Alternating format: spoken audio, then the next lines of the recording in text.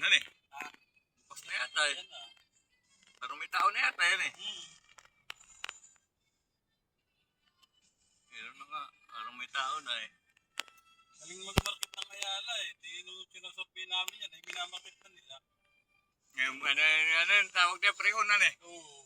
Kasi mura pa eh, di ba? Oo, mura pag pre-on. Sabihin, after 3 years, after 4 years, ganito na ang halaga niyan.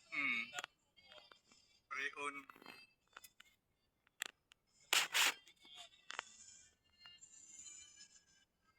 Buwan ng sa baha, Serendra.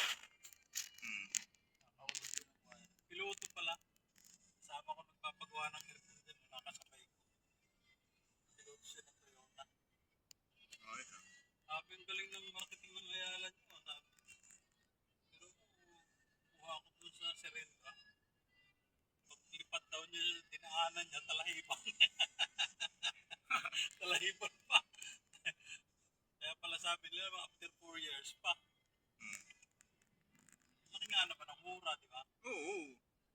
Magaling Ayala kasi ang pinagpapagawa nila, Yun na, yun ano, yung binabayad. Yung free market pa na Oo, monthly ka magbabayad ay.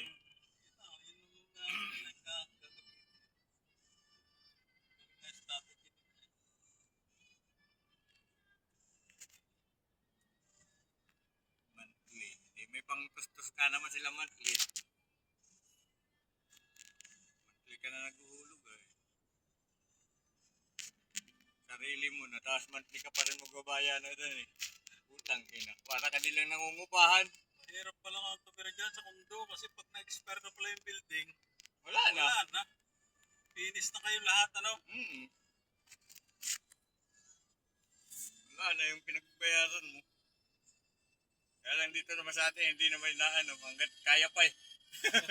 Pwede pa. Pero sa...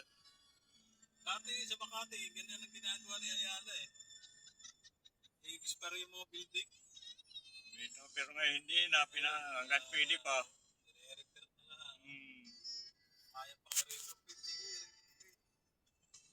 Hindi katulad dati.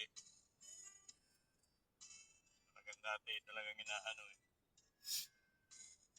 Para kumita ulit.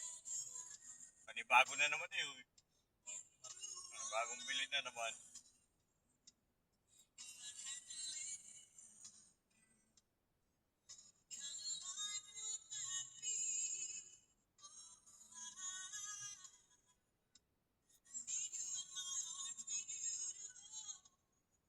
Mapupuno na rin ito kay Mega World na to.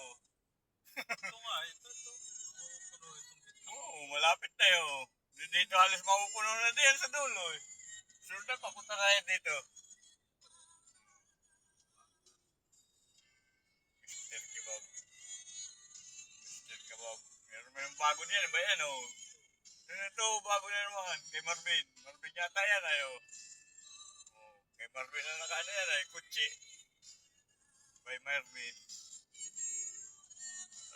Bukis na, ito patapos na yun ay. Ito, nagkuha na ito. Oo, yan, baga. Malami na. Lagi naman puno yan sa likod. Kala namin yung madamay bukas na yan. Sa likod. Tapos sinisilip namin. Ito pala. Dami mo laging puno yan. Diyan ako lagi nadaan ay. Buwan pala ng buwan. Ngayon sarado yan doon ay. Kaya hindi na ako dyan makadaan ngayon. Sarado yan doon sa ginagawa doon ay. Ginagawa doon, sinura nila. Diyan ako lagi nadaan. Hindi na ako nadaan dito.